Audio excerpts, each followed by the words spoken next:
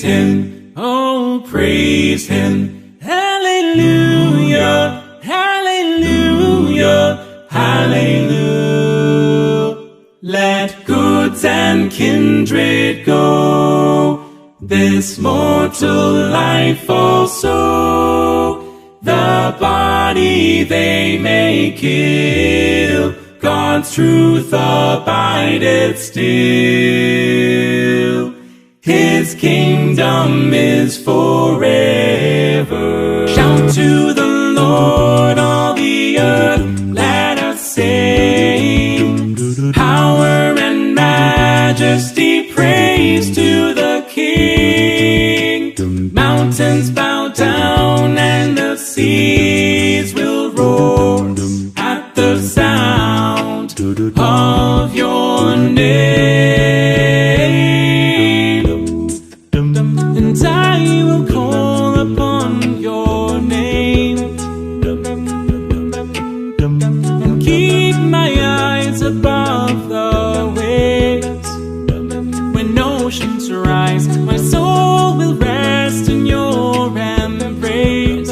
For I am yours, and you're a good, good Father. It's who you are. It's who you are. It's who you are, and I'm loved by you.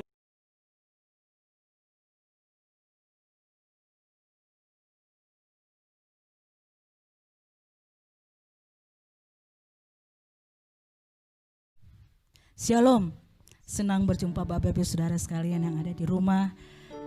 Pada hari ini kita boleh ada lagi sebagaimana kita ada semua karena anugerah Tuhan. Dan untuk itu Bapak Ibu Saudara, sebelum kita masuk di dalam ibadah kita pada hari ini, mari kita mau bersatu hati bersama-sama. Kita mau menyerahkan ibadah ini hanya ke dalam tangan Tuhan.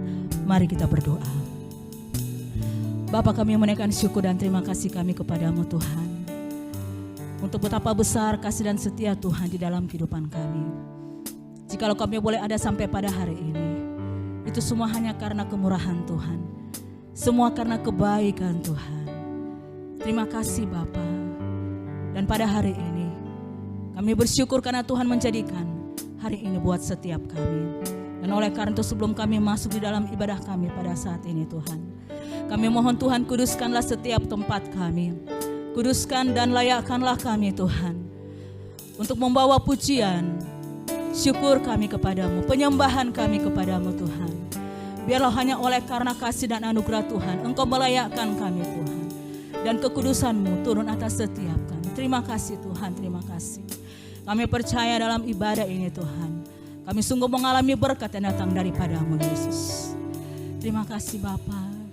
Kami serahkan ibadah ini dari awal, pertengahan hingga akhirnya. Biar ini sungguh boleh jadi hanya di dalam nama Tuhan Yesus Kristus yang adalah Tuhan dan Juru Selamat kami. Terpujilah nama-Mu Tuhan, dulu, sekarang, sampai selama-lamanya. Haleluya. Amin. Amin. Terima kasih Tuhan. Ini setiap kami Bapa datang di hadapan, membawa hati kami, membawa pujian kami, membawa penyembahan kami, sebab hanya Engkau Allah yang layak untuk disembah. Terima kasih Tuhan. Lebih dari yang telah kupinta, lebih dari yang telah kupikirkan, semuanya Engkau sediakan dalam hidupku.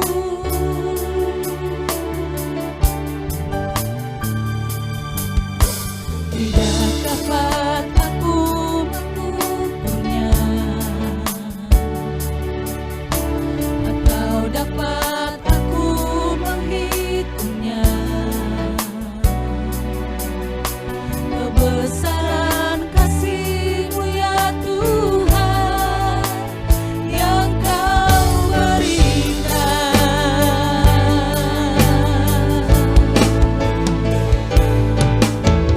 Ku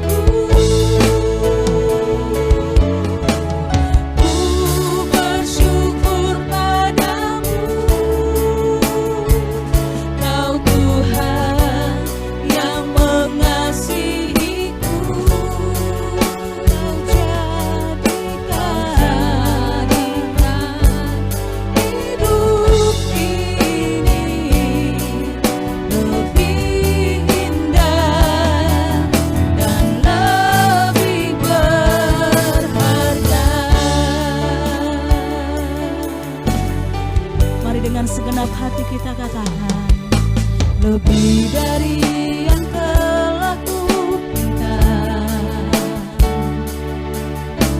lebih dari yang tak kupikirkan. Semuanya Engkau sediakan dalam hidupku. Tidak dapat aku mengukurnya, tidak dapat aku mengukurnya. Atau dapat aku menghitungnya,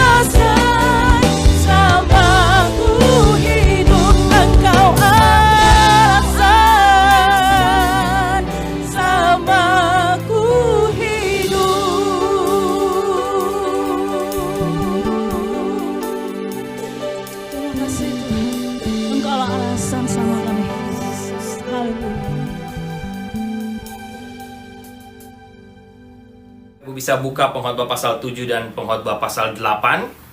Sekali lagi tema khotbah saya hari ini, ketika hidup ini tidak dapat kita pahami. Bapak Ibu, saya nggak tahu Bapak Ibu pernah dengar tidak cerita tentang seorang yang bernama Chuck Fry. Chuck Fry adalah seorang pemuda yang berumur 17 tahun. Anak ini atau pemuda ini sangat pandai secara akademis dan punya semangat hidup atau semangat belajar yang sangat tinggi. Lulus high school dengan nilai yang sangat luar biasa, 4.0. Kemudian dia masuk ke perguruan tinggi dan selalu menjadi student terbaik. Setelah Chuck Fry menyelesaikan gelar bachelornya atau Bachelor of Science, ia melamar untuk masuk ke beberapa fakultas kedokteran. Akhirnya dia diterima di Fakultas Kedokteran Universitas Arizona dengan 105 student lainnya dari sekitar 6.000 lebih pendaftar.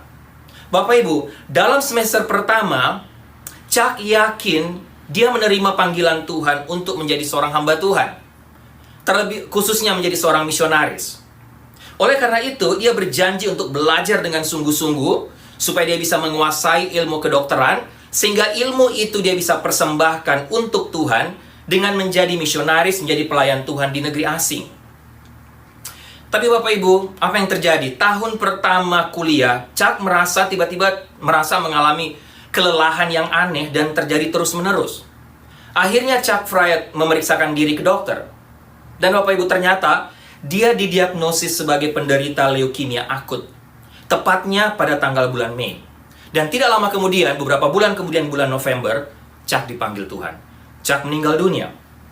Ada sisi lain lagi dari cerita Fry, Bapak Ibu, atau Chuck Fry. Chuck ternyata telah bertunangan dan akan menikah pada bulan Maret tahun pertama kuliahnya. Pacarnya bernama Karen Ernst, juga seorang anak Tuhan. Ia tahu tentang penyakit Chuck yang tidak bisa disembuhkan 6 minggu setelah bertunangan. Tapi ia memilih untuk tetap melanjutkan rencana pernikahannya. Bapak Ibu, mereka menjadi suami istri kurang dari 4 bulan sebelum tragedi kematian Chuck.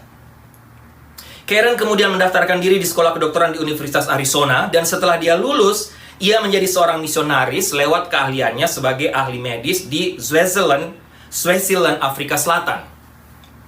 Bapak Ibu bayangkan, ada ribuan dokter muda lain yang menyelesaikan studi setiap tahun dan memasuki profesi medis. Ada banyak di antara mereka mungkin masuk fakultas kedokteran dengan alasan yang mungkin kurang baik. Hanya sejumlah kecil ahli yang ingin tinggal di negara asing yang terbelakang dan terpencil. Tapi Chuck adalah pengecualian yang mengagumkan. Jika diizinkan hidup lebih lama, Bapak Ibu, Chuck tentunya akan mengobati ribuan orang yang membutuhkan uluran tangan dan miskin.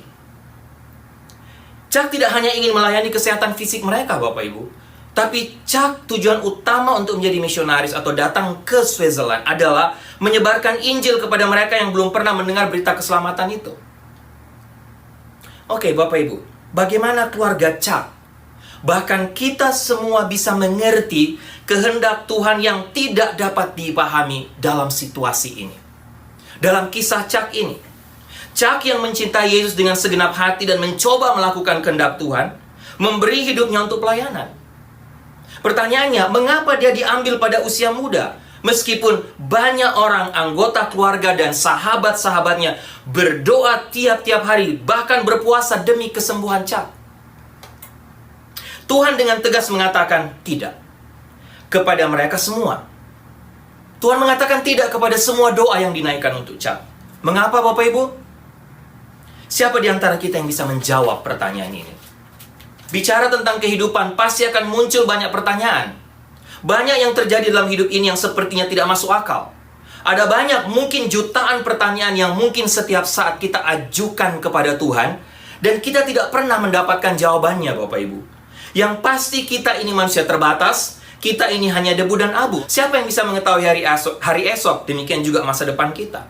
Kehidupan Bapak Ibu dan saya, kehidupan manusia begitu cepat berlalu seperti bayangan.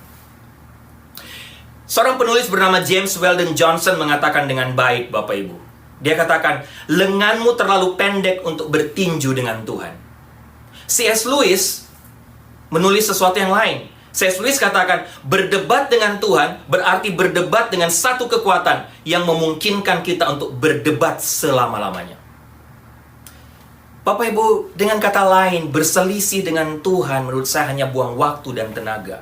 Dan selama Bapak Ibu dan saya, selama kita melawan tangan Tuhan, kita semua tidak bisa belajar pelajaran yang Tuhan mungkin coba berikan kepada kita, kepada Bapak Ibu dan saya. Kadang-kadang kita harus akui Bapak Ibu, kita itu lupa siapa sebenarnya yang duduk di atas tahta dan siapa yang benar-benar memegang kendali kehidupan kita. Saya pakai satu contoh Bapak Ibu, satu analogi. Bagaimana kalau ada orang yang kira-kira datang berkunjung ke rumah kita atau ke rumah Bapak Ibu, waktu dia baru masuk ke rumah, dia mulai kritik sana-sini. Dia tidak suka dengan wallpaper kita, warnanya dia tidak suka. Dia tidak suka dengan semua dekorasi di rumah kita. Dia tidak suka dengan gambar yang tergantung di dapur kita, yang tergantung di ruang tamu kita, yang tergantung di ruang makan kita. Bapak Ibu, kalau Bapak Ibu bertemu dengan orang seperti yang datang ke rumah Bapak Ibu, selesai dia bicara, kira-kira apa yang berada di dalam pikiran Bapak Ibu? Saya yakin sama, kita akan semua katakan, "Hei, siapa yang punya rumah ini? Emangnya siapa yang bayar bil semua rumah ini?" Artinya apa Bapak Ibu? Sayalah ataulah kitalah yang mengontrol segala sesuatu dalam rumah kita. Orang lain boleh-boleh saja, siapa saja yang datang ke rumah kita boleh saja untuk mengkritik dan boleh saja memberikan opini, betul? Itu Bapak Ibu, itu berarti ini tidak berarti bahwa Bapak Ibu dan saya tidak bisa menanyakan pertanyaan mengapa kepada Tuhan. Namun saya hanya ingin mengingatkan Bapak Ibu sekali lagi ingat dengan siapa kita sedang berbicara. Tidak ada yang tahu masa depan kecuali Tuhan. Sekali lagi, sia-sia melawan Tuhan, sia-sia bertarung dengan Tuhan, sia-sia berspekulasi dengan Tuhan. Dan jangan lupa juga Bapak Ibu bahwa rasa puas kita, rasa bahagia kita tidak akan pernah datang dengan terjawabnya semua pertanyaan dalam kehidupan kita. Atau pertanyaan tentang kehidupan Bapak Ibu dan saya. Kepuasan dan kebahagiaan itu berasal dari mana Bapak Ibu? Saya sudah sampaikan, mencintai Tuhan dengan segenap hati, segenap jiwa, segenap pikiran kita. Dan mempercayai bahwa Dia tetap adalah Bapa kita yang mencintai, yang mengasihi kita. Walaupun ketika kita sampai kepada satu titik, kita tidak bisa memahami, tidak bisa mengerti apa yang Dia kerjakan dalam hidup kita. Sekali lagi, kita harus akui, ada begitu banyak hal dalam hidup ini Bapak Ibu, hidup kita, hidup Bapak Ibu dan saya, kalau kita pikirkan tidak masuk akal, gak make sense sama sekali. Salomo memakai istilah meaningless dalam bahasa Inggris, dalam bahasa Indonesia dikatakan sia-sia. Dan Salomo katakan, untuk bisa mengertinya sama seperti kita mengejar angin. Pasal 7 ayat 6, pasal 7 ayat 15, pasal 8 ayat 10, Bapak Ibu bisa lihat. Menurut saya Bapak Ibu, ini semua tidak bisa dilepaskan dari dunia yang telah jatuh dalam dosa, termasuk kita manusia berdosa yang menurut saya adalah pemeran utamanya. Oke, paling tidak ada 3 fakta kehidupan yang sepertinya tidak masuk akal atau sulit untuk kita pahami yang ingin saya share kepada kita, kepada Bapak Ibu sekarang hari ini, yang sering kali dikenal dengan istilah paradoks kehidupan. Dan Salomo ceritakan itu, ungkapkan itu dalam 2 pasal ini, pasal 7 dan pasal 8. Yang pertama Bapak Ibu, menurut saya fakta kehidupan pertama atau paradoks kehidupan pertama yang dikenal atau boleh dikatakan pakai istilah masalah yang baik. Sekali lagi, masalah yang baik. Bapak Ibu lihat pasal 7 ayat 2-5. Saya bacakan. Salomo katakan, "Pergi ke rumah duka lebih baik daripada pergi ke rumah pesta, karena di rumah dukalah kesudahan setiap manusia. Hendaknya orang yang hidup memperhatikannya." Ayat 3, "Bersedih lebih baik daripada tertawa, karena muka muram membuat hati lega." Ayat 4, "Orang berhikmat senang berada di rumah duka, tapi orang bodoh senang berada di rumah tempat bersukaria." Ayat 5, "Mendengar hardikan orang berhikmat lebih baik daripada mendengar nyanyian orang bodoh." Bapak Ibu, mana ada masalah yang baik? Betul nggak namanya masalah? Ya masalah. Apa maksudnya masalah yang baik? Nah, semua kita pasti mau hidup bebas dari masalah Bapak Ibu. Betul, siapa yang mau hidup dalam masalah? Dan menurut kita, hidup tanpa masalah itulah yang terbaik. Izinkan saya cerita Bapak Ibu sekali lagi. Saya sudah sering cerita tentang pengalaman keluarga saya sendiri Bapak Ibu. Khususnya ketika papa saya terkena stroke di usia yang masih sangat muda, usia 49 tahun. Saya pernah cerita kepada Bapak Ibu, di mana akhirnya mama saya yang harus kerja banting tulang untuk mencari nafkah bagi kami, karena papa saya tidak bisa kerja lagi. Ingat Bapak Ibu, saya cerita waktu itu bapak saya sebelum dia kena stroke, dia baru saja membeli rumah untuk kami yang harus dicicil 70, saya ingat harganya 71.000 tiap bulan. Baru beli rumah, papa saya mendapatkan pekerjaan, kemudian karena dia sakit, dia harus berhenti dari bekerja. Sehingga Bapak Ibu, mulai dari papa saya sakit, kami merasa kami terus hidup dalam pergumulan, penderitaan, masalah, khususnya secara finansial. Tapi Bapak Ibu, saya juga pernah saksikan kepada Bapak Ibu. Saya pernah tanya kepada Tuhan, Tuhan, kenapa papa saya harus sakit 11 tahun ketika kami justru sangat membutuhkan? Dan kenapa Tuhan izinkan 11 tahun kami dalam masa-masa papa saya sakit waktu itu? Kami juga sama, kami berdoa tiap-tiap hari, tiap saat minta kesembuhan dari Tuhan. Tapi Tuhan tidak jawab. Sampai saya masuk sekolah teologi, saya tanya kepada Tuhan, kenapa Tuhan tidak sembuhkan papa saya? Tapi Bapak Ibu, satu kali saya bertanya kepada Tuhan, Tuhan jawab seperti ini, atau Tuhan bicara seperti ini, Ricky, coba engkau lihat selama 11 tahun ketika papamu sakit, apa yang terjadi? Bapak Ibu, saya terpukul dan harus saya akui dengan jujur. Justru di masa-masa sulit, di masa-masa sukar secara finansial, di masa-masa selama 11 tahun itu di masa papa saya sakit, di masa itulah iman kami sekeluarga benar-benar dibawa Tuhan untuk berakar, untuk benar-benar kuat.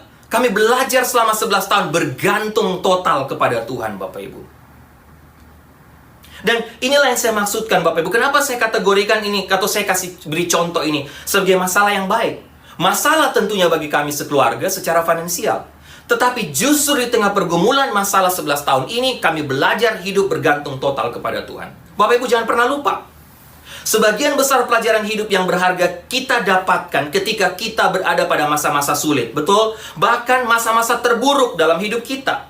Masalah dan kesulitan seringkali membuat kita mau tidak mau bertindak secara bijak. Salomo sudah mengatakan hal ini 4.000 tahun yang lalu ketika menulis jurnal hidupnya. Pelajaran terbaik dapat dipelajari justru pada saat-saat terburuk, kata Salomo. Ayat firman Tuhan yang saya baca tadi. Secara garis besar sebenarnya Salomo mengatakan kepada kita bahwa kita tidak akan pernah menemukan kebijaksanaan dalam nyanyian-nyanyian di tengah pesta. Salomo memakai analogi ini. Kebijaksanaan atau hikmat itu justru akan kita temukan di mana? Di rumah duka, di tengah duka cita. Pasal 7 ayat 5. Kadang-kadang bahkan seringkali hal-hal terburuk yang terjadi dalam hidup kita yang juga adalah masa-masa terbaik dalam sejarah kehidupan kita. Bapak Ibu ingat juga Yakobus pasal 1 ayat 2-4. Saudara-saudaraku, kata Yakobus, anggaplah sebagai suatu kebahagiaan apabila kamu jatuh ke dalam berbagai-bagai pencobaan. Sebab kamu tahu bahwa ujian terhadap imanmu itu menghasilkan ketekunan. Pasal 1 ayat 4. Dan biarkanlah ketekunan itu memperoleh buah yang matang, supaya kamu menjadi sempurna dan utuh dan tak kekurangan suatu apapun. Pasal 7, pengkhotbah pasal 7 ayat 14. Salomo katakan, pada hari mujur bergembiralah, tetapi pada hari malang ingatlah bahwa hari malang ini pun dijadikan Allah sebagai juga hari mujur, supaya manusia tidak dapat menemukan sesuatu mengenai masa depannya. Fakta kehidupan, paradoks kehidupan yang pertama, Bapak Ibu, masalah yang baik. Yang kedua, keuntungan yang buruk. Ada istilah bad luck. Apa maksudnya? Bapak Ibu bisa lihat, baca pasal 7, 15-29, pasal 8 ayat 9-14, Bapak Ibu lihat. Tapi oke, saya mulai dengan satu cerita, Bapak Ibu. Ada cerita tentang seorang pria atau seorang laki-laki yang percaya tahyul, namanya Frank. Frank ini percaya bahwa 5 itu adalah angka istimewa buat dia, buat Frank. Kenapa? Dia lahir pada tanggal 5 Mei, jadi 5 Mei. Dia punya 5 anak.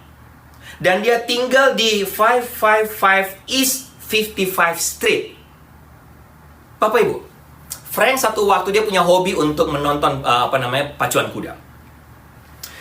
Satu waktu dia berada di pacuan kuda, dia nonton perlombaan kuda pada hari ulang tahunnya yang ke-55. Dan menarik, waktu dia datang ke pacuan kuda, si Frank kaget terkejut karena dia melihat ada seekor kuda di antara kuda yang lain. Kudanya bernama Numero 5. Saya nggak tahu betul ucapannya atau tidak. Numero 5 artinya nomor 5. Nama kuda itu. Dan numero 5 atau kuda ini berada di balapan nomor 5 atau di garis nomor 5, Bapak Ibu. Apa yang Frank lakukan? 5 menit sebelum balapan mulai, dia pergi ke loket nomor 5 karena dia tahu menurut dia 5 adalah angka istimewa buat dia. Dia taruh 5.000 US dollar sebagai taruhan untuk numero 5, untuk kuda tadi. Bapak Ibu, apa yang terjadi? Benar, numero 5 setelah berlomba berada pada urutan kelima. Bapak Ibu yang biasa bertaruh sudah tahu, berarti Frank kehilangan 5.000 US dollar pada waktu itu karena numero 5 tidak berada pada urutan nomor 1, berada pada nomor 5. Bapak Ibu, ini kisah, ini cerita, contoh, bad luck, Bapak Ibu.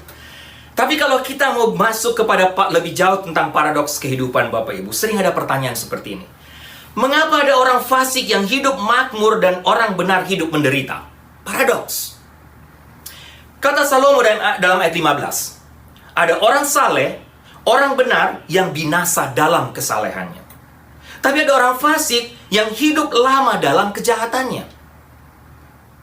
Mungkin di antara kita juga pernah, Bapak Ibu, atau sering terpikir, kenapa orang hidup dengan jujur menjadi lebih sulit hidupnya dari mereka yang tidak jujur? Betul nggak, Bapak Ibu?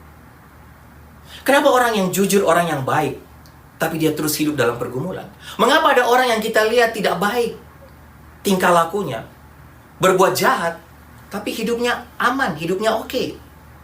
Kita bertanya, kenapa orang yang korupsi ternyata bisa menjadi lebih kaya? Mereka bisa punya semua barang, mereka bisa menikmati semua. Dan kelihatannya mereka lebih bahagia dengan semua harta yang mereka punya.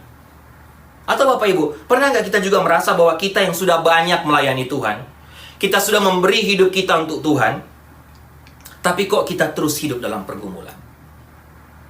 Hidup dalam masalah. Bapak Ibu, saya ceritakan pada Bapak Ibu juga.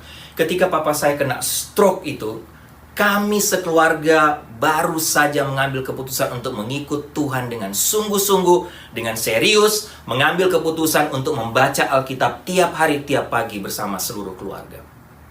Sehingga pertanyaan yang sama saya terus lemparkan kepada Tuhan. Tuhan, kenapa? Kenapa di saat ketika kami sekeluarga ambil keputusan untuk mengikut Tuhan, melayani Tuhan, kami sekeluarga mengambil keputusan melayani Tuhan, Bapak Ibu, pada waktu itu. Kenapa Tuhan justru kami hantam dengan masalah? Kenapa papa saya harus sakit? Menurut logika kita, Bapak Ibu, cara hidup yang lurus, yang baik, tentunya berbuahkan kebahagiaan atau kesejahteraan atau hidup yang lebih baik. Tapi kenapa ternyata kenyataannya tidak, Bapak Ibu? Bapak Ibu, pasti kita juga sering punya pertanyaan seperti ini. Inilah yang saya sebut tadi paradoks kehidupan. Hal ini mungkin membuat kita berpikir kembali, ya, buat apa saya mengikuti Tuhan? Buat apa saya melayani Tuhan? Buat apa saya melakukan perintah Tuhan? Toh belum tentu hidup saya menjadi lebih baik. Saya nggak tahu Bapak Ibu pernah nggak punya pikiran seperti ini. Sebaliknya, mengikuti hal yang bertentangan dengan kehendak Tuhan mungkin akan lebih baik, memberikan kita bahagia. Misalnya tadi contoh, korupsi jelas melawan kehendak Tuhan, tapi mungkin kita bisa lebih baik. Bapak Ibu, ketika saya pelajari fakta ini atau belajar di bagian firman Tuhan ini, poinnya di sini kira-kira, Bapak Ibu. Di dalam Alkitab, Tuhan tidak menjanjikan bahwa kehidupan kita akan bebas dari segala permasalahan. Tidak pernah. Tuhan tidak pernah menjanjikan kita seperti hidup atau jalan di jalan tol, bebas masalah. Tidak pernah ada beban. Bapak Ibu, kita harus berhadapan dengan pergumulan tiap-tiap hari. Kita harus bekerja dalam hidup ini. Itu juga kata Salomo. Alkitab banyak mengingatkan kita bahwa hal yang baik kita lakukan dalam hidup ini belum tentu akan membuahkan hal yang positif, atau belum tentu kita menuai hal yang baik. Kita yang menabur belum tentu kita yang akan menuainya, Bapak Ibu. Ini ajaran kekristenan. Ini ciri kekristenan. Hidup ini, bahkan keselamatan itu sendiri, bukanlah hal yang boleh dikatakan taken for granted. Keselamatan yang dianugerahkan Tuhan perlu kita pelihara. Hidup pemberian Tuhan tetap harus kita jalani dengan kerja keras dan harus kita temukan maknanya, Bapak Ibu. Pemberian Tuhan yang gratis tidak cukup kita respon hanya dengan duduk manis tanpa harus berbuat sesuatu. Keselamatan itu gratis, Tuhan berikan kepada kita. Tapi apakah kita berpangku tangan? Rasul Paulus katakan, kerjakanlah keselamatanmu. Artinya kita harus berbuat sesuatu. Salomo secara jelas mengajarkan kepada kita dalam kitab pengkhotbah ini supaya kita ini hidup seimbang. Bapak Ibu ingat, kita tetap diminta untuk berkarya dalam hidup kita sesuai dengan ajaran Tuhan. Dengan menunjukkan apa? Menunjukkan kasih kita kepada orang lain. Kasih, menunjukkan semangat untuk berjuang bagi hidup ini. Untuk itu Bapak Ibu, Bapak Ibu dan saya, kita semua perlu terus-menerus memelihara relasi kita dengan Tuhan. Kita harus terus belajar memahami ajaran Tuhan. Kita harus terus menjalin komunikasi dengan Tuhan melalui hidup kita, melalui doa-doa kita. Sekali lagi Bapak Ibu, hidup ini penuh dengan paradoks. Masalah yang baik, yang kedua bad luck atau keuntungan yang jahat atau keuntungan yang jelek, keuntungan yang buruk. Hidup ini penuh dengan paradoks, antara yang baik dan jahat, antara sehat dan sakit, antara gembira dan sedih, antara bahagia dan susah. Tapi Bapak Ibu, biarlah di tengah paradoks kehidupan kita belajar terus berserah kepada Tuhan. Kita terus belajar untuk bergantung kepada Tuhan. Belajar untuk melakukan kehendak Tuhan tiap-tiap saat. Belajar untuk terus berbagi dengan orang lain, tidak hidup egois. Berjuang untuk hidup ini tanpa menyerah. Hidup kita juga kita pakai untuk menjadi berkat bagi orang lain, bagi sesama Bapak Ibu. Sehingga kehidupan kita bisa menjadi berkat bagi orang lain. Kita harus tetap jalanin sesulit apapun. Ya Bapak Ibu, saya juga diberkati. Saya ingat sekali waktu papa saya juga waktu sakit kena stroke itu. Saya dapat banyak pelajaran. Dia sudah sakit tapi hati untuk menolong orang lain itu tetap ada. Dia tetap ingat saudara-saudara atau keluarganya yang mungkin jauh lebih susah dari dia atau lebih dari kita waktu itu. Dia selalu tanya, coba cek apa mereka itu punya beras atau tidak. Coba cek keluarga ini atau si A itu, apa mereka punya makan atau tidak. Bapak Ibu, dia hidup atau dia sakit. Kami hidup dalam pergumulan, tapi saya tidak pernah lupa prinsip ini. Masih terus hidup berbagi dengan orang lain. Bapak Ibu, mari kita ingat terus poin ini. Kita harus tetap menjalani hidup ini sesulit apapun. Percayalah, Tuhan selalu ada bersama dengan kita, bersama dengan Bapak Ibu. Dia selalu menguatkan, meneguhkan kita untuk terus berjalan dalam hidup ini. Bapak Ibu, bagi saya atau dalam kekristenan menurut saya, bad luck atau kalau boleh saya sebut keuntungan yang sepertinya buruk, sepertinya malapetaka, sebenarnya bukanlah kekalahan dan bukan juga kegagalan. Tapi disinilah Tuhan sedang menguji iman Bapak Ibu dan saya. Tuhan sedang menguji kebergantungan kita kepadanya. Seperti kata Ayub kepada istrinya, Bapak Ibu sudah tahu cerita ini ketika istri Ayub meminta Ayub untuk mengutuki Tuhan di tengah-tengah semua pergumulan yang dihadapi Ayub. Ayub pasal 2 ayat 10, tapi apa yang Ayub sampaikan? Apa yang Ayub katakan Bapak Ibu? Jawab Ayub kepada istrinya, engkau bicara seperti orang gila. Apakah kita mau menerima yang baik dari Allah tapi tidak mau menerima yang buruk? Bapak Ibu, luar biasa kata-kata Ayub.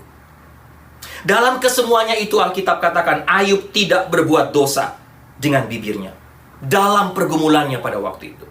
Demikian juga Bapak Ibu ingat jawaban Sadrak, Mesak dan Abednego ketika akan dimasukkan ke dalam perapian yang menyala-nyala dalam Daniel pasal 3 ayat 17-18. Apa yang mereka katakan?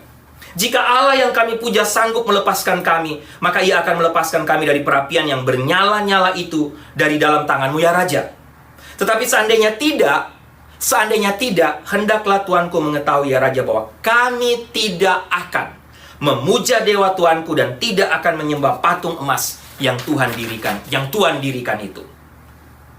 Bapak Ibu, ketiga, masalah yang baik, keuntungan yang buruk. Yang ketiga, kebebasan yang terbatas. Apalagi ini maksudnya? Paradoks yang ketiga, kebebasan yang terbatas. Bapak Ibu lihat beberapa ayat ya, pasal 7 ayat 13-14. Salomo katakan apa? Perhatikanlah pekerjaan Allah. Siapakah dapat meluruskan apa yang telah dibengkokkannya? Ayat 14. Pada hari mujur bergembiralah, tapi pada hari malang ingatlah bahwa hari malang ini pun dijadikan Allah seperti juga hari mujur, supaya manusia tidak dapat menemukan sesuatu mengenai masa depannya. Pasal 8 ayat 15-17. Bapak Ibu lihat. Oleh sebab itu, kata Salomo, aku memuji kesukaan, karena tak ada kebahagiaan lain bagi manusia di bawah matahari, kecuali makan dan minum dan bersukaria. Itu yang menyertainya di dalam jeripayahnya seumur hidupnya, yang diberikan Allah kepadanya di bawah matahari. Ayat 16. Ketika aku memberi perhatianku untuk memahami hikmat dan melihat kegiatan yang dilakukan orang di dunia tanpa mengantuk siang malam. 17. Maka nyatalah kepadaku bahwa manusia tidak dapat menyelami segala pekerjaan Allah yang dilakukannya di bawah matahari. Bagaimanapun juga manusia berlelah-lelah mencarinya, ia tidak akan menyelaminya. Walaupun orang yang berhikmat mengatakan bahwa ia mengetahuinya, namun, sekali lagi Bapak Ibu perhatikan, namun ia tidak dapat menyelaminya. Bapak Ibu, kebebasan yang terbatas, apa yang kita pelajari di sini? Ingat, Allah memang memberi kita manusia kebebasan untuk berkehendak, free will. Tapi pada saat yang sama jangan lupa, ada yang namanya kedaulatan Tuhan. Dengan kata lain, mari Bapak Ibu kita kerjakan hal-hal yang dapat kita ubah, yang sisanya kita serahkan kepada Tuhan. Tidak ada yang akan lolos dari penghakiman terakhir Tuhan, Bapak Ibu, penghakiman terakhir Tuhan. Oleh karena itu, mari kita nikmati kehidupan yang Tuhan berikan daripada kita merasa tidak puas tentang apa yang menurut kita tidak punya. Kita bersyukur, kita nikmati. Limited freedom atau kebebasan yang terbatas, Bapak Ibu, baik atau tidak? Saya sering pakai analogi ini juga, Bapak Ibu. Khususnya ketika tiap kali saya memberi pelajaran tentang hidup, bagaimana hidup dalam kehendak Tuhan. Menurut Bapak Ibu, mana yang freedom, mana yang bebas? Kita tidak pakai baju atau kita pakai baju? Mana yang menurut Bapak Ibu freedom, mana yang menurut Bapak Ibu bebas? Oke, tentu banyak yang katakan, ya tentunya nggak pakai baju, itu benar-benar freedom, nggak ada yang terikat. Tapi sekarang, mana yang Bapak Ibu lebih nyaman, lebih enak? Yang membuat Bapak Ibu bisa bebas leluasa pergi kemana-mana? Tidak pakai baju atau pakai baju? Bapak Ibu, jawab. Mana yang benar-benar bebas? Bapak Ibu bisa bebas kemana-mana, kan bebas. Tidak pakai baju atau pakai baju? Bapak Ibu tangkap di sini? Bapak Ibu tangkap analoginya? Oke, Bapak Ibu, saya ingat sekali lagi ada cerita. Seorang yang bernama Oliver Cromwell adalah pemimpin revolusi Inggris di tahun 1600-an. Dia dan timnya diutus untuk suatu pertemuan penting. Mereka tinggal satu malam di sebuah kota di dekat pelabuhan, dan kemudian satu malam mereka tidur. Oliver Cromwell tidur di tempat tidurnya, kemudian dia punya sekretaris, dia juga punya seorang pelayan yang tidur di kamar mereka sendiri. Diceritakan Bapak Ibu, Cromwell tidak bisa tidur, tapi pelayannya atau budaknya itu justru bisa tidur enak. Nah, karena sang sekretaris mendengar atau mengetahui bahwa Cromwell tidak bisa tidur, Cromwell ini sekretaris dari Oliver Cromwell ini membangunkan budak dari Cromwell, pelayannya tadi. Kemudian dia tanya, kenapa dia tidak bisa tidur? Kemudian sang sekretaris menambahkan sendiri, oh, bisa jadi saya khawatir kalau meeting atau pertemuan tadi itu terjadi sesuatu yang sulit mungkin, atau Cromwell harus mengambil satu keputusan yang sulit. Saya yakin ini sehubungan dengan pertemuan tadi. Kira-kira begitu Bapak Ibu. Tapi sambil bercerita, budak atau pelayan ini bertanya kepada sekretaris dari Cromwell, boleh nggak saya bertanya, Tuan? Apakah Tuhan menguasai dunia sebelum kita lahir? Rupanya sekretaris ini anak Tuhan. Dia kata, oh ya pasti, sudah pasti. Kemudian budak ini pelayan tanya lagi, akankah Tuhan juga memerintah setelah kita mati? Sekretaris ini, oh ya, sudah pasti juga. Kemudian dia tambahkan, kalau begitu Tuhan, kenapa Tuhan tidak mengatur juga masa sekarang? Kenapa Tuhan tidak membuat sehingga Tuhan kita atau Mr. Cromwell bisa tidur nyenyak tadi malam?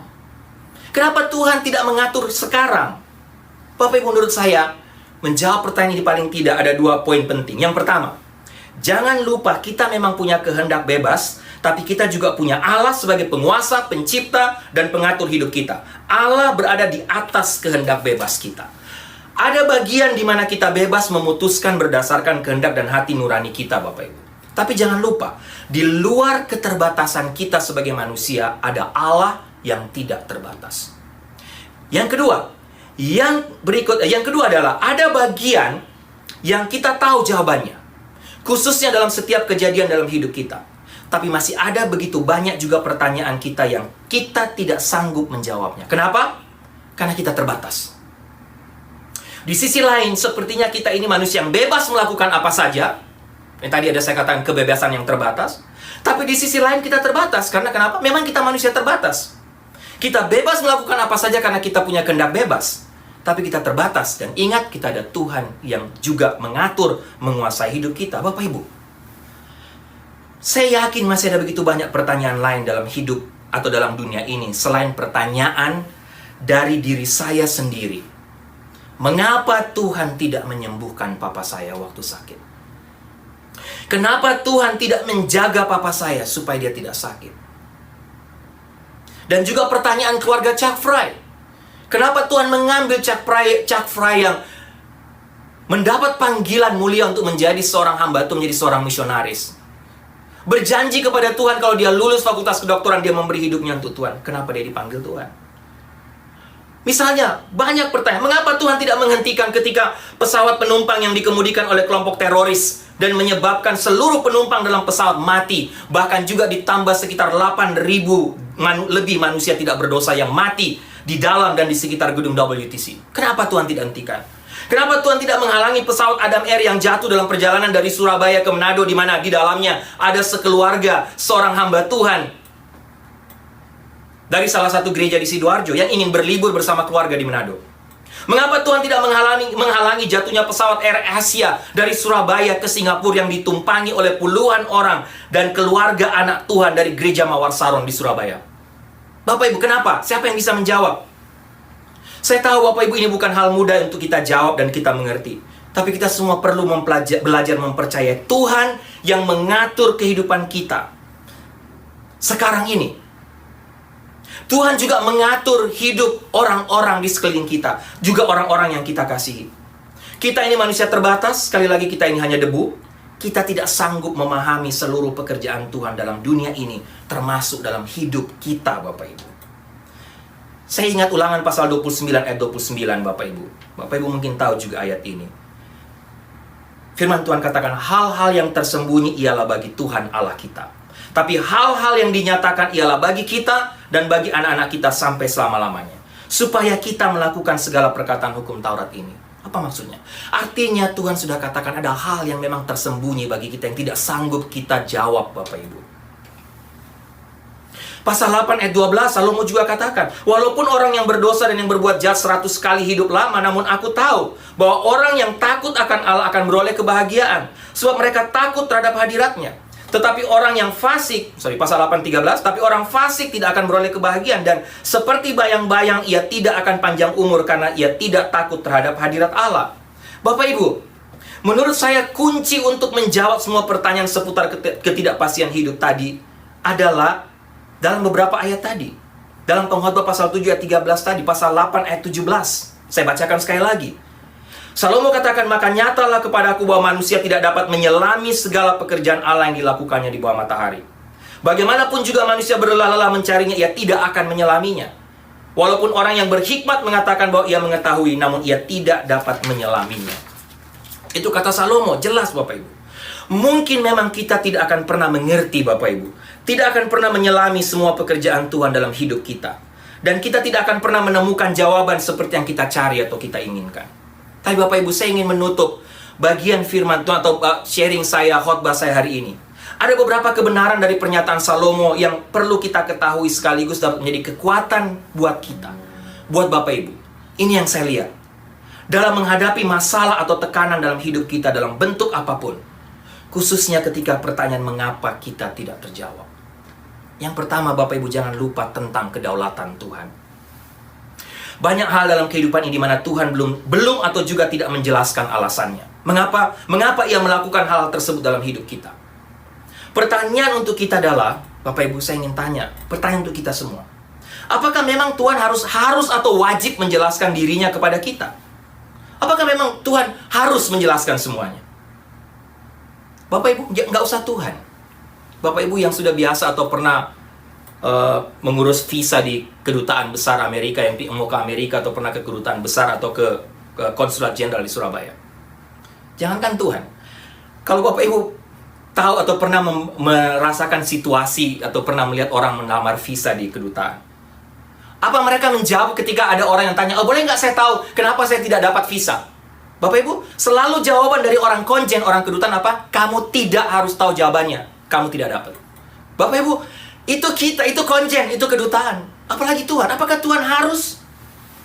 Bapak Ibu, artinya dalam kenyataan sehari-hari, ada banyak pertanyaan kita khusus yang dimulai dengan kata mengapa yang tetap tidak akan terjawab. Kenapa? Itu kedaulatan Tuhan. Alangkah sombongnya kita jika kita, Bapak Ibu, kita berpikir sebaliknya. Jika kita berpikir bahwa kita bisa mengetahui semua tentang apa yang Tuhan kerjakan. Mencoba menganalisa sifat maha kuasa Tuhan adalah seperti amuba yang mencoba memahami tingkah laku manusia. Apa artinya, Bapak Ibu? Dalam kenyataan sehari-hari adalah bahwa banyak pertanyaan kita, khususnya yang dimulai dengan kata mengapa, tidak atau akan tetap tidak terjawab hingga kini. Dan itulah menurut saya kedaulatan Tuhan. Dan keterbatasan kita sebagai manusia ciptaan. Kita tidak akan pernah memahaminya, Bapak Ibu. Dengan kata lain, siapa yang dapat melawan atau memberikan protes kepada Tuhan terhadap apa yang Tuhan lakukan? Contoh saja, apa kita selalu setuju dengan tindakan dan kebijakan Presiden Trump? Tentu tidak, betul? Apakah kita bisa melawannya karena kita tidak setuju? Juga tidak. Bukankah orang-orang seperti Presiden Trump punya hak veto yang tidak dapat diganggu-gugat oleh siapapun? Betul nggak, Bapak Ibu? Dia punya hak veto. Tidak ada yang bisa lawan. Tapi pertanyaan, masihkah kita menerima Presiden Trump sebagai pemimpin kita? Walaupun mungkin ada yang katakan tidak, tapi ya harus karena dia adalah presiden kita. Sekarang, bagaimana juga dengan kebijakan Presiden Obama periode yang lalu? Apakah semua kita setuju? Tentu saja tidak, Bapak Ibu. Tidak semua orang setuju dengan apa yang Presiden Obama lakukan waktu lalu. Secara pribadi, saya juga mungkin tidak setuju waktu itu. Tapi pertanyaan, apakah saya tetap respect, tetap hormat kepada Presiden Obama waktu itu? Yes.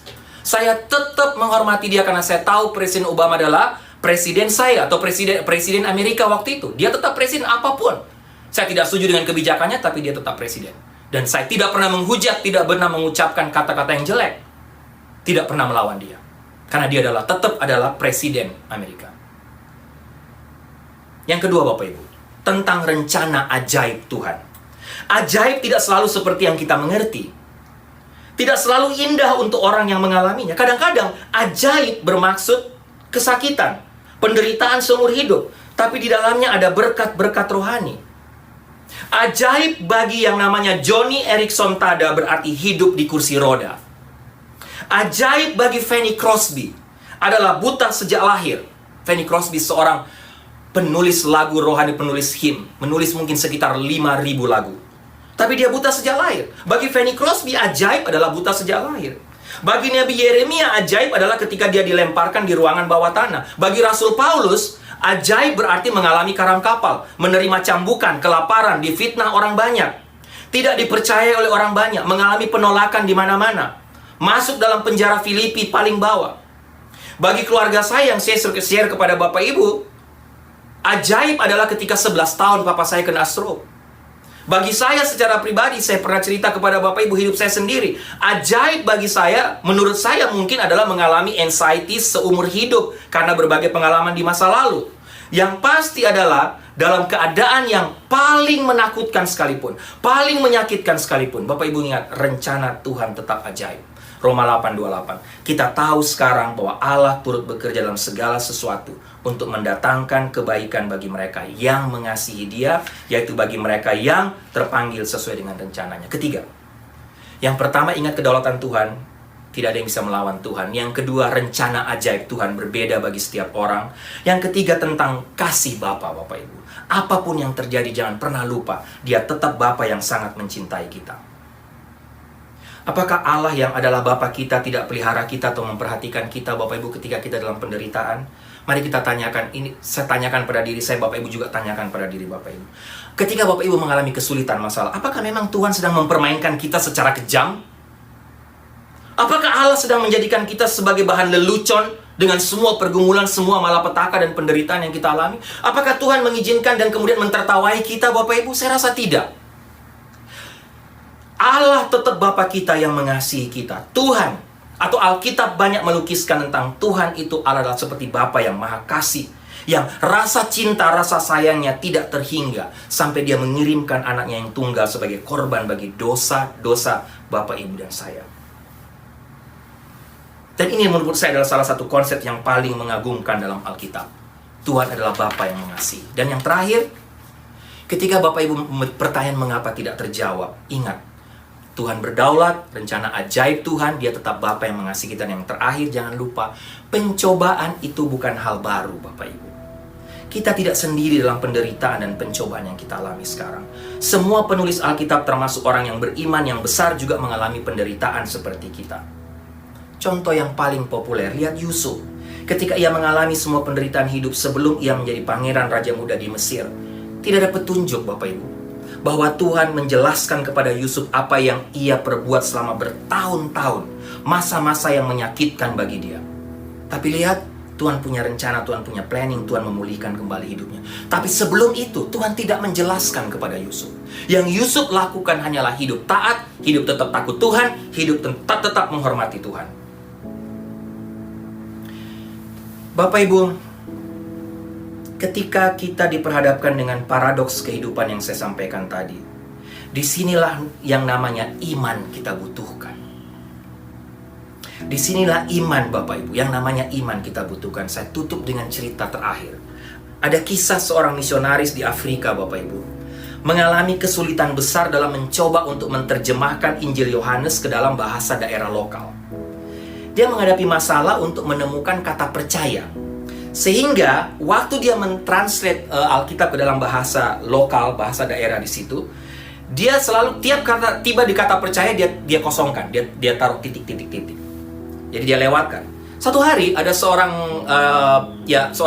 masyarakat kampung tiba-tiba lari dengan tergopoh-gopoh datang ke tempat misionaris ini, di mana misionaris ini tinggal. Dia rupanya baru berlari dengan jarak yang sangat jauh karena ingin membawa satu pesan yang sangat penting kepada misionaris. Setelah dia menceritakan ceritanya atau pesannya kepada misionaris, karena dia capek berlari begitu jauh, kemudian Bapak Ibu, di dekat rumah misionaris itu ada semacam tempat tidur gantung.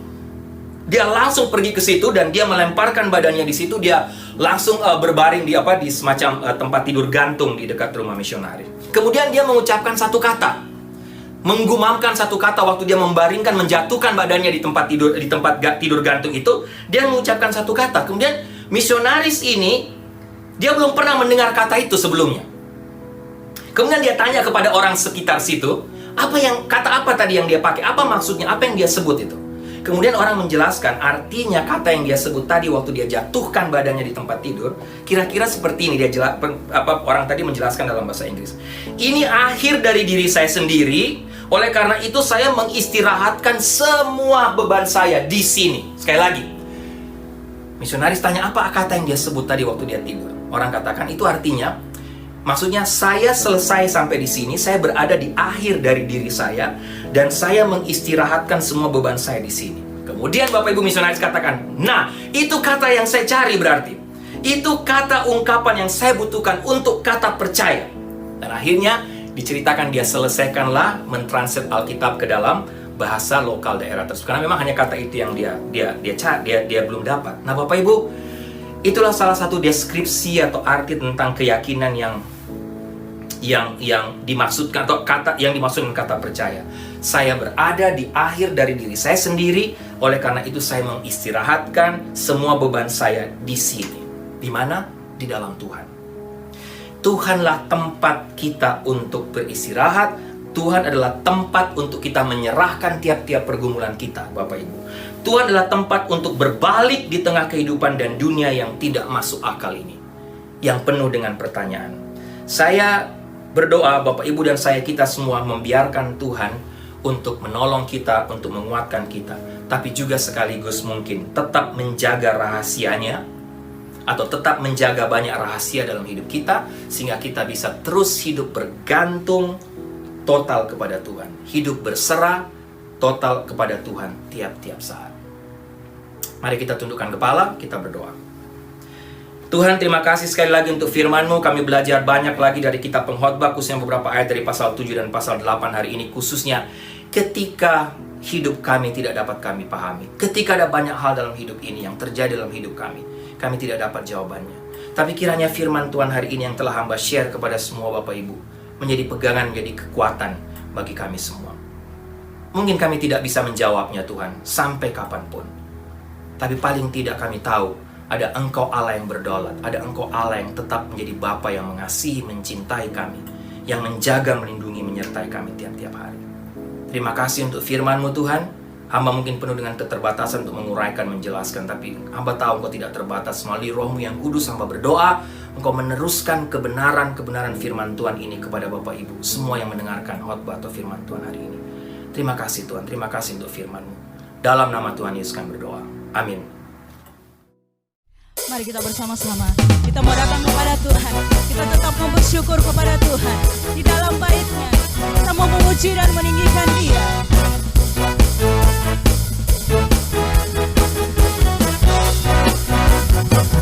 Datanglah ke bait-Nya dengan hati bersyukur, di dalam pelataran-Nya dengan hati bersuka rasakan dan lihatlah betapa baiknya Tuhan bagi yang berlindung padanya. Akan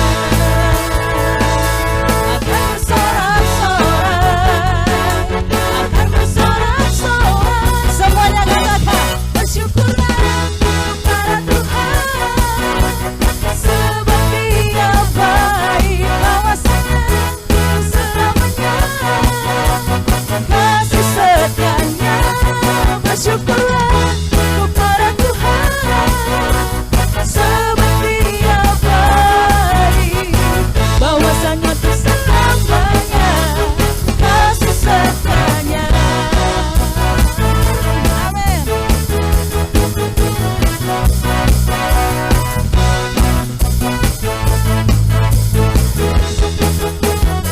Mari sama-sama katakan, datanglah ke bait-Nya dengan hati bersyukur, di dalam pelataran-Nya dengan hati bersuka rasakan dan lihatlah betapa baiknya Tuhan bagi yang berlindung padanya. Akan bersorak-sorai, sorak-sorai, sekali katakan bersama, akan bersorak-sorai. Bersyukurlah kepada Tuhan, sebab Dia baik, kawasannya untuk selamanya, kasih setianya. Bersyukurlah kepada Tuhan, sebab Dia baik, bahwasanya untuk selamanya, kasih setianya. Lagi katakan bersama-sama, bersyukurlah kepada Tuhan, sebab Dia baik, bahwasanya kasih setianya. Mari sama-sama bersyukurlah kepada Tuhan, sebab Engkau baik Tuhan. Dan kami mau katakan bahwasanya untuk selamanya. Haleluya, bahwasanya untuk selamanya, kasih setianya.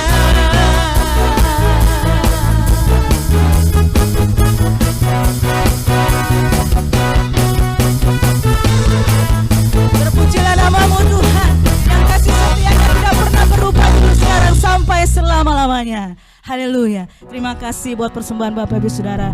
Tuhan Yesus memberkati.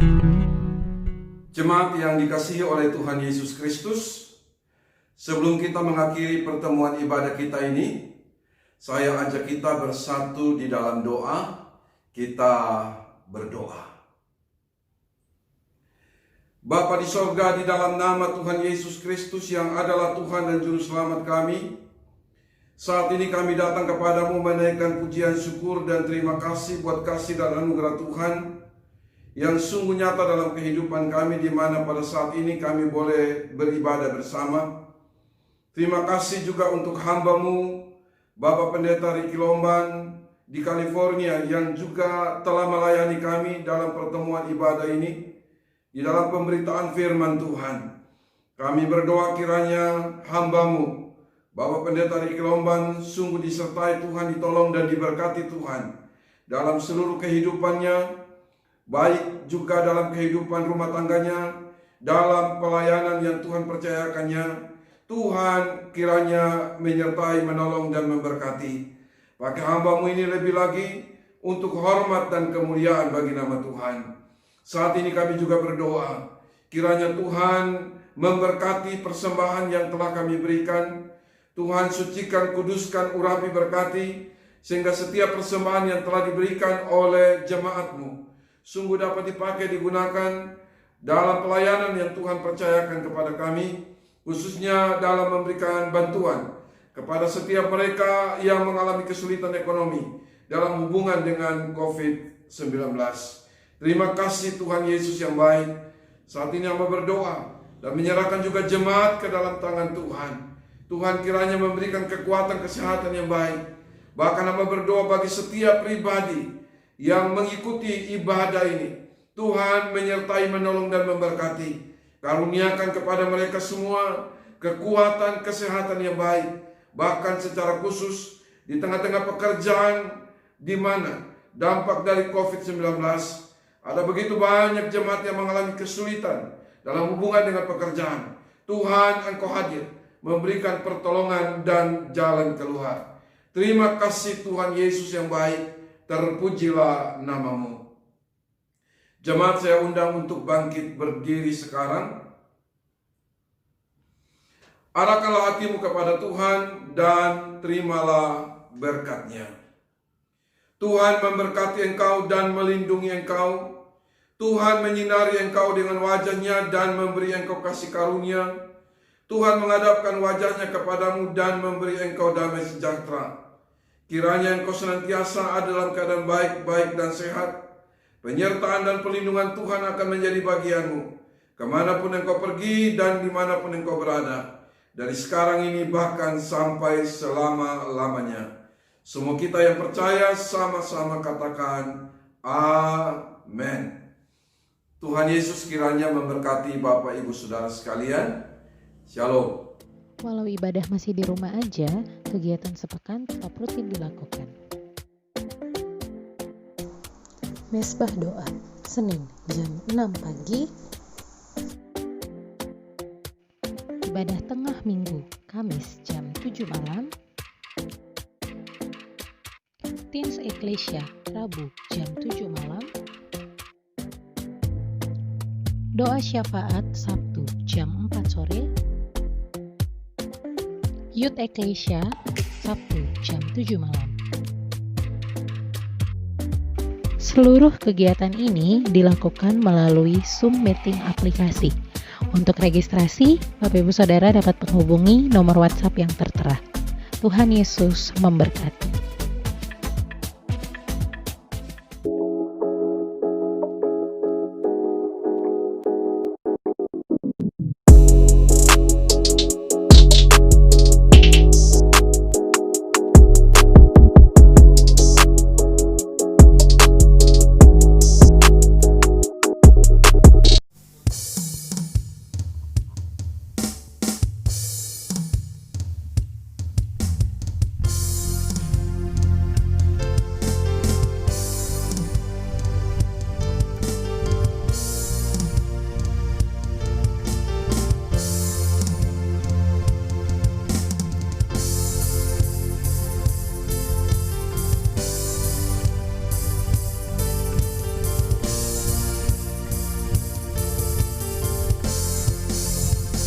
Segala sesuatu